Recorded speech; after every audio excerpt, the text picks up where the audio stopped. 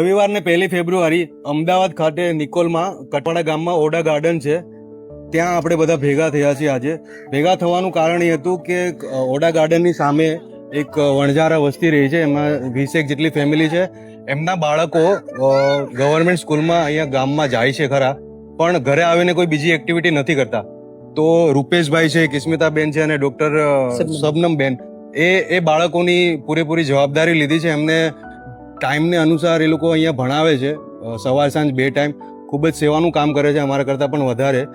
તો આપણે એ બાળકોને સારા ભવિષ્ય મળે એ માટે આજે આપણે ભેગા થયા હતા. એ બાળકોને કંઈક નવું મોટિવેશન મળે, નવી દિશા મળે એ માટે આજે એક સહિયારો પ્રયાસ કર્યો છે. તો એ બાળકોને વધારે નજીકથી એમના ટીચરો જાણે છે, તો આપણે એમના મોઢે સાંભળીશું કે શું કરે છે અહીંયા.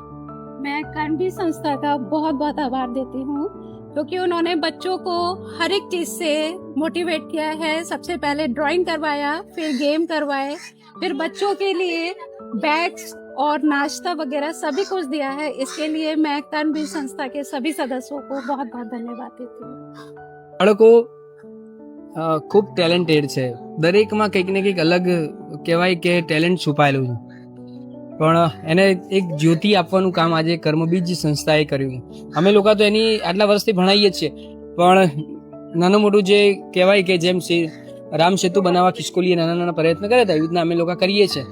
પણ મોટા મોટા પથ્થર મૂકવાનું કામ કર્મબીજ સંસ્થાએ અત્યારે કર્યું છે, કે જેના થકી બાળકોને એક નવી દિશા મળશે. અને જો આ બાળકો મજબૂત બનશે ને આગળ જશે તો આપણા રાષ્ટ્રને ફાયદો છે. એટલે રાષ્ટ્રને મજબૂત બનાવવા માટે મળીને નાના નાના ખિસકોલીના જેમ પથ્થર મૂક્યા છે, અને આગળ વધશે આ બાળકો, તો એમના પરિવારનું અને એમના મીન્સ કે આપણા ભારતનું નામ પણ રોશન થશે એવી પ્રયત્ન કર્યો છે.